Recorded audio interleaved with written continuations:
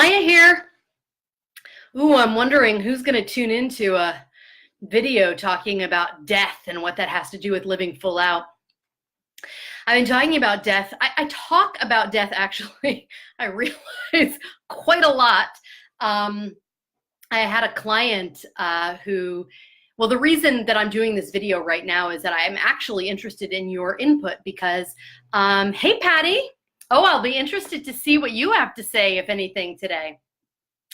So I have always been fascinated by death, but I'm not even going to go into that tonight because I want to get input from anybody who's listening, because tomorrow my radio show, which is called The Moment, which was actually inspired, partly this concept of living in the moment, came to my attention when my dad was dying, which was 7 years ago. His 7-year anniversary of his death is coming up this weekend, or just after this weekend, on July 30th.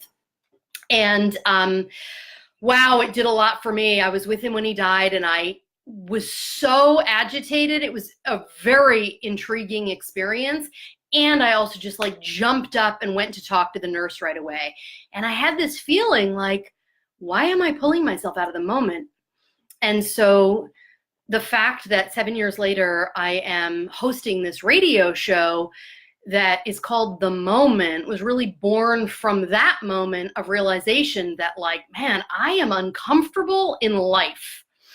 And so I don't know where you are. It's very specific to each of us. So of course I want to invite you to meet yourself wherever you are.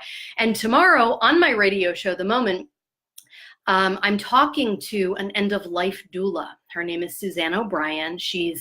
I met her in the Hudson Valley. She was a former she might still be a hospice nurse. I guess I'll find out tomorrow. She's a registered nurse, a hospice nurse, and became an end-of-life doula.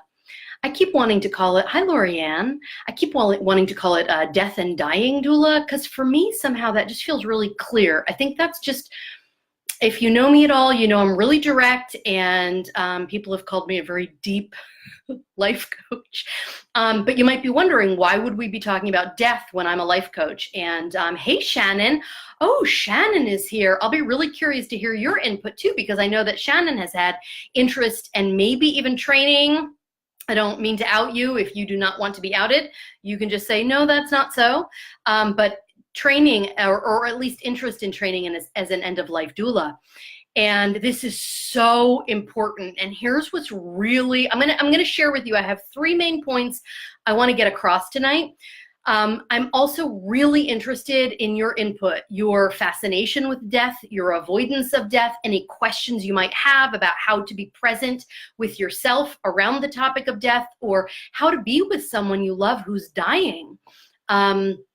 Whatever it is, whatever comes up with you around death and dying, you can send me a private message tonight if you'd like, or you can post right here in the group. Yes, Shannon is trained in end-of-life coaching. Oh, fascinating. So I'll be interested. You type in anything you want to say. And that goes for all of you, because we're all human and we're all going to die, and people we love are going to die. And we have to find a way to come to grips with it. So I feel like I just lost my train of thought there. Let me actually, you know what? I have my notes here. I talked to Suzanne O'Brien, who's going to be my guest on my radio show tomorrow. Again, she's an end-of-life doula and also a registered nurse, a hospice nurse. And I went to something called a death cafe that she hosted a few years ago. And I'll maybe talk about that in a bit, but just think about that, let that simmer. But so I had a call with her last week just to sort of prepare, like, okay, what are we going to talk about? And she said that we live in a culture where we're always pretending that death doesn't exist. And one of the things that really holds us back from living full out is resistance. Resistance, it can show up like fear. What are other people going to think? It can show up like fear, like I'm going to look like an idiot. It can look like all sorts of things. But resistance is just like where you're keeping something beneath your awareness, and that will stop you from living full out. Debbie Ford, and if you follow me at all, you've probably heard me tell this story before, but it's such a great visual. Debbie Ford talked about how your shadow side or your denial or your resistance is like a beach ball. So you got to picture yourself in the ocean with one of those big, like maybe rainbow striped beach balls, and you're trying to hold it under the water. How much of your energy and focus and attention does it take to hold a beach ball under the water? All of it. Because the second you get distracted, you're at the beach, you're holding your beach ball under the water in the ocean, and some kid yells, or you get distracted by a seagull, or something happens, you let go for a second, and this beach ball comes bursting through the surface. And Debbie Ford used that as an analogy to talk about our shadow side or our subconscious, the things that we're repressing. It takes an enormous amount of energy and subconscious or unconscious attention to keep yourself from thinking about something that makes you uncomfortable. So if death makes you at all uncomfortable, or if the loss of a loved one makes you at all uncomfortable so that it's like that like hot stove and you resist it, there's a part of your psyche, a part of your being that is holding a beach ball under the water, which means that all of your attention is not freed up to live your life full out. So just take a moment and see if there's some aspect of your life where that's true for you right now. Meg, hi. Karen, hi. I'm paused. Karen is saying maybe there's some technical difficulties. That's not at my end. Patty was saying, great man, was talking about him the other day, still hear his voice. I think she's talking about my dad. Patty, I would love to hear more because one of my regrets, actually, and we're going to talk about regrets in just a second, one of my regrets is that we did not record my father talking. And he was Eastern European. He was Czech, from Czechoslovakia at the time. And I noticed whenever somebody does an imitation of my dad, they're like, oh yeah, I remember one time your father said, well, and they always put on like this deep voice and sort of this persona. So Patty, I'd be so interested to hear what you remember. And of course, I know Patty's dad. Patty, let me tell a story about Patty's dad. Patty's dad was a brilliant mechanic. And I remember bringing my first car, which was a Volvo, to him. And I was like, can you fix it? And he said, just a second, let me give you what you need. And he went back into the house. He came back with like a little paper lunch sack. And I was like, I should not open this. I knew right away. I was like, Harold is messing with me. And I opened it and there was a hand grenade. That was his joke. Here, as your mechanic, this is what I recommend for your car. You throw a hand grenade in it. What a character. Hey, Rita. Oh, Jennifer Ruth. Okay, so what I have talked about so far is that one of the reasons why, if you have any kind of resistance to, or you're not like really taking on death and dying in a conscious and aware way, you will be resisting it and pushing it into your subconscious, which takes an enormous amount of energy, whether you're aware of it or not. If you are scared of anything, if you're not paying attention to something, all of the stuff that's beneath the surface in your psyche, in your being, it'll be like drawing energy from it. And you will not, for some reason, you'll feel stuck. You won't know why. And life might look really good and people might think you're pretty, or they might think you're doing a great job at your work, and you just won't feel fully 100% present. And so death is often a huge subject for us, where either we're afraid of our own death, or we're just like, we don't want to touch it, or there's someone in our lives, or an animal, or someone who it's hard to even think about. Maybe they're sick. I met a woman today whose sister is very sick, and we really had a moment together, and I was glad to be able to give that to her. I was just paying an insurance bill in person. And I mentioned that I'm in a small town. So I ran into somebody that I knew. I haven't seen him in 30 years. And he said, I didn't know your dad had died. And I said, well, he died of mesothelioma, the asbestos-based lung cancer. And so he died young. So this friend from high school was very surprised that he had passed away. And this other woman started talking about her sister's cancer.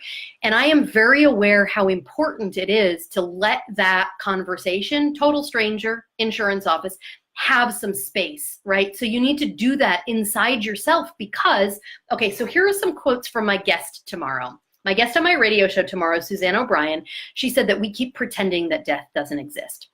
And the reason that can stop you from living your life full out is because you might be resisting death or denying something, and it takes a lot of energy, okay? So the other reason we need to really take on death, and again, if you're just joining me, I would be so interested to hear anything. It can be tiny. You can send me a private message. You can post it here. Oh, Suzanne is here. People will be so surprised at how beautiful this conversation is going to be. Suzanne says, people, you will be. Because when I got on the phone with Suzanne, and again, I met her when I was living in the Hudson Valley. She gave a presentation, and then I went to a death cafe that she hosted.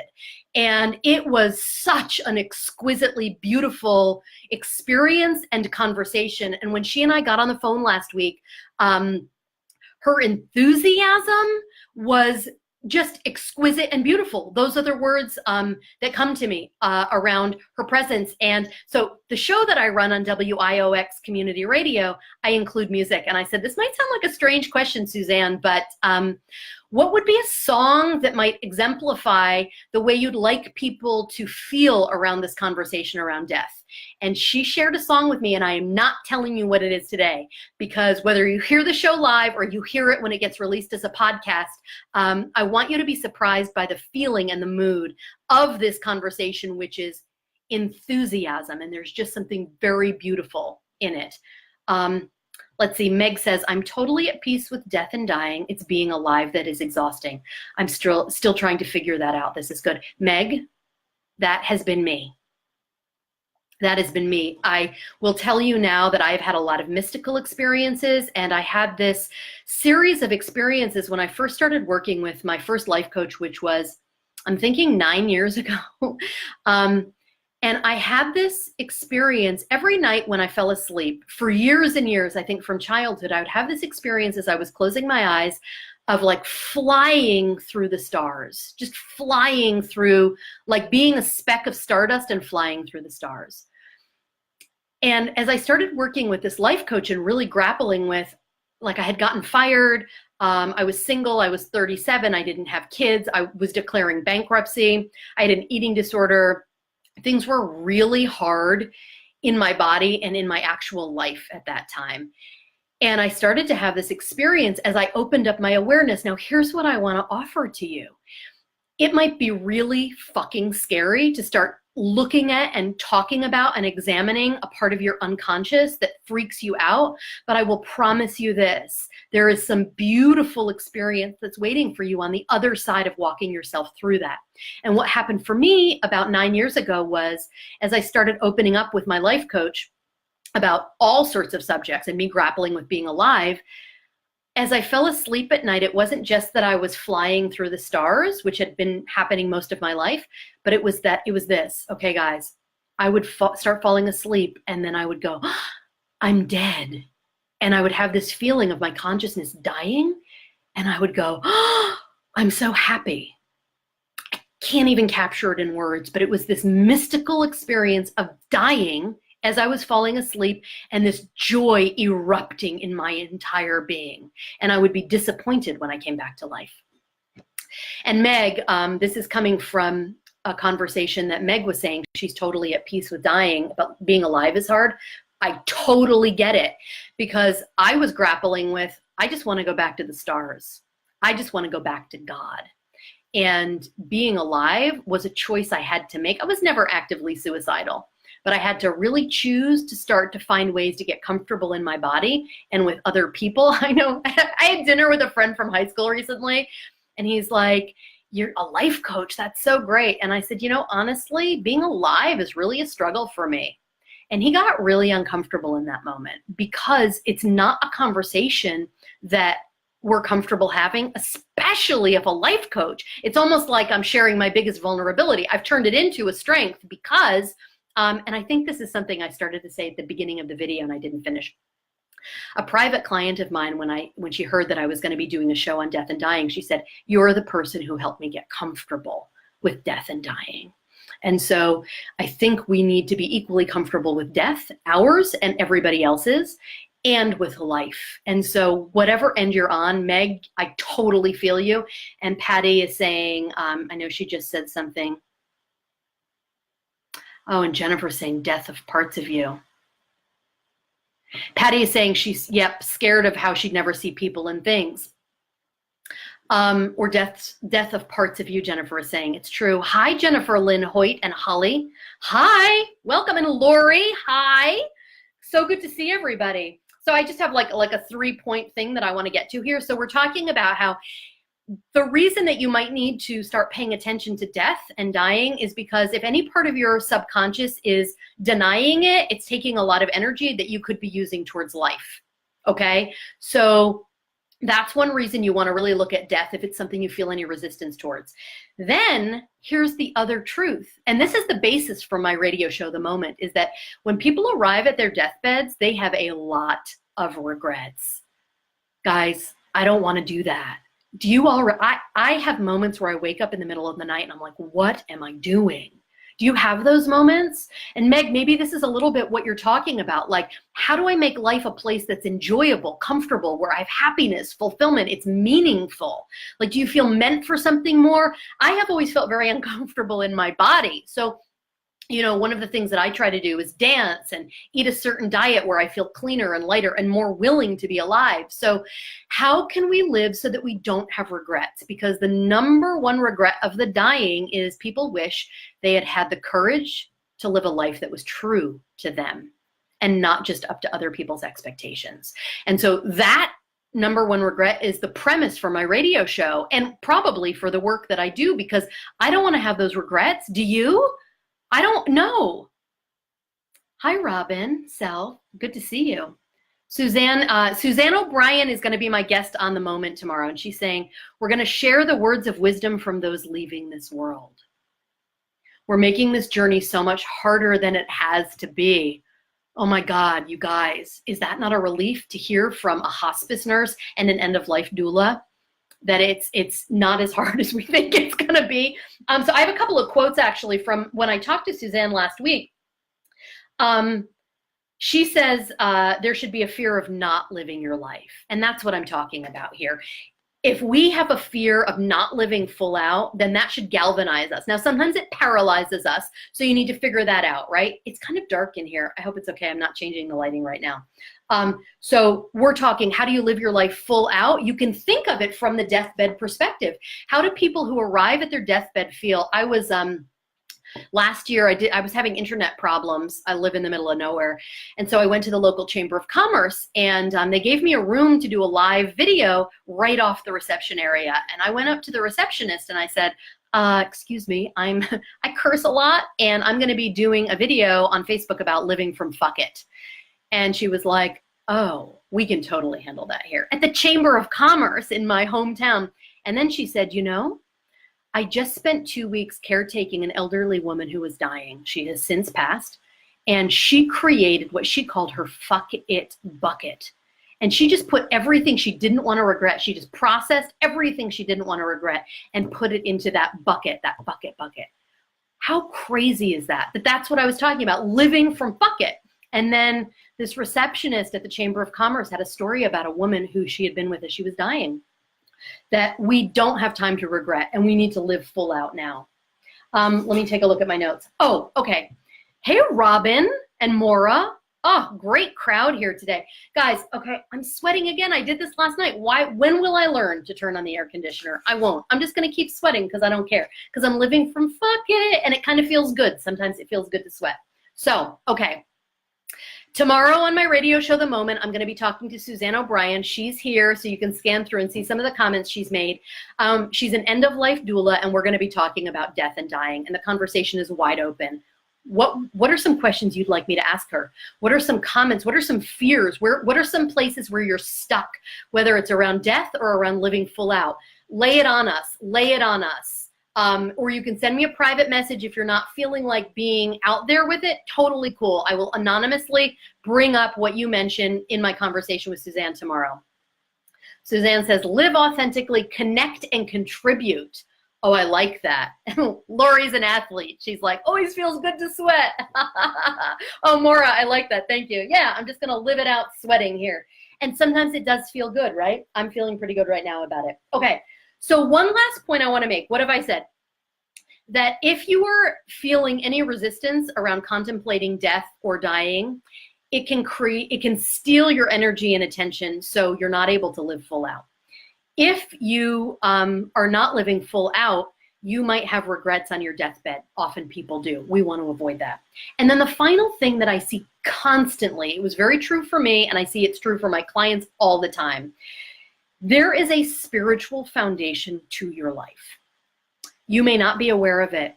And if you are not aware of it, it is running your life instead of you having creative command over your life. Now, we cannot control all of our circumstances. We cannot control what happens to us. But by creating a spiritual foundation for your life that encourages and supports you and lets you take the right risks and lets you feel held and supported and loved, like Suzanne is saying, like we make death so much harder than it has to be. What do you need to grapple with, and how do you need to create your spiritual foundation so that it's not unconsciously running your life, but that it actually supports you when crazy things happen? Guys, last year my boyfriend went back to prison. You might remember that plot twist in our story. And that's all. I'm not even going to get into that here. So sorry if I just threw it and you're like, what for? Not talking about it right now. But I have talked about it elsewhere. But like, that was so unbelievably hard for both of us. I had to remember, like I had active conversations with myself, like, Maya, what do you believe? What do you believe to be true about life? Okay, there's some kind of a message here or an experience you're meant to be having. What is it? How can I open to it? That, I was able to do that, and it was hard. It was really a struggle in that life circumstance, but I had worked so hard on figuring out and getting conscious about my spiritual belief system. So if you haven't done that, you need to do that, because otherwise your creative agency around life and death will be compromised or completely lost. And that might be a reason that you're not living full out, that you're not really fully aware of what your spiritual belief system is. And I want to quote Suzanne. I don't know if you knew this, but when we were chatting, I took notes, but like I had these quotes. I'm like, oh my God, that's brilliant. We've got to get on the radio, which again, we're doing tomorrow on WIOX radio.org. It's WIOXradio.org at 1 p.m. Eastern, or if you're local, WIOX 91.3. Okay, that's 1 p.m. tomorrow, Friday. So what did Suzanne say? She said, at the end of life, time as we know it disappears. I don't really care what your spiritual belief system is, but it is a foundation for your life, and you have to make sure that it supports you. And this is a totally liberating thing. So again, I don't call myself just a life coach, because like I said, it's not just about life. It's about the whole experience of being human and being a soul incarnated in a body. That right there, what I just said, is a part of my spiritual belief system. Yours can be completely different. But if you want to get liberated, so I'm a personal liberation coach as well as a life coach.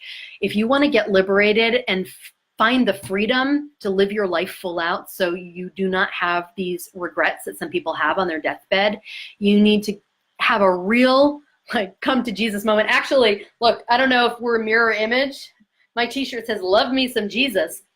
I was raised totally atheist, and I started to I've always had mystical experiences, and they don't belong to any one religion, but I have actually had experiences like come to Jesus moments, like real Jesus showing up moments. I was like, what's happening? But this feeling of love, it's coming over me right now. And I want that for you. I want that for you. So we need to get you freedom around all the places where you feel stuck and have resistance, whether that's around dying or living. Let me look at some of the comments. Robin says she agrees. Rita has a question for tomorrow, my conversation with Suzanne. How are life and death similar? Oh my God, what a great question, Rita. Thank you. And Jennifer Ruth just posted WIOXradio.org. That's the radio station. And Jennifer Ruth, Jennifer is responding to you, Rita, I think. Oh, so similar, she says. Somehow in the presence of both, there is a clear connecting thread. You know, Jennifer, I think what you're talking about there, in the presence of both, like be in the presence. Yeah. If you have any other comments or questions that you would like me to share with Suzanne tomorrow on my radio show when we talk about death and dying, post them here or send me a private message. And again, you are welcome to join us tomorrow at 1 o'clock Eastern on WIOX Radio 91.3 FM or WIOXradio.org. Robin says, she was raised Presbyterian and now she's atheist, as are all her family members. Presbyterians aren't even that nutty. Yeah, maybe they weren't nutty enough for you, Robin. I know Robin and I love Robin. So I can say that to you. Presbyterians aren't even that nutty, she says. But you know, it's really interesting to see what you're saying. So I was raised atheist, and then I started to have these experiences where I'm like, I have a spiritual calling in some way. So that's actually a huge part of what I do with my private coaching clients. Is talk about the spiritual foundation for your life. And again, like I said, I don't really care what it is. I don't care. I was actually embarrassed to say that I was starting to go to church. And then my friend sent me this t-shirt, Love Me Some Jesus. And I wore it out once to my neighbors. I went over there to say hi. And she's like, Maya, is there something that we should know about you? And I said, oh, it's the same old me with just like a little dash of something extra. Jesus, you know. So we have to have a sense of humor about our trajectory and our voyage in life. And so Robin had sort of the exact opposite voyage. She was raised Presbyterian and now she's atheist. So whatever it is, keep getting conscious about it and make sure it supports you, because life is going to throw shit at you. Am I right? It's throwing stuff at me constantly.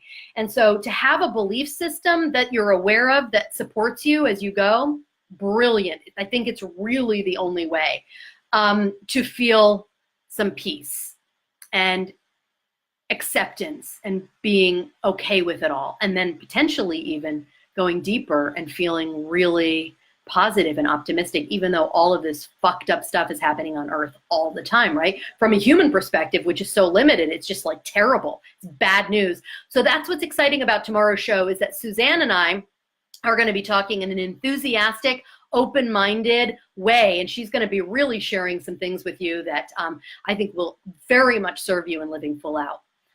Sandra's here. Hi there, Sandra. She said it makes sense. Or is it Sandra? I see what looks like a possibly Spanish last name. Oh, Robin says, hi. I miss you guys too. Say hi to Don for me. So that's it. That's all I have, guys, for now. And I'm going to go live full out until tomorrow. And again, send me any comments here or in a private message. And let's like take on the shadow stuff. Let's take on the scary stuff. We've got this. We are bold. We are courageous. And we are going to live full out. So much love to you all.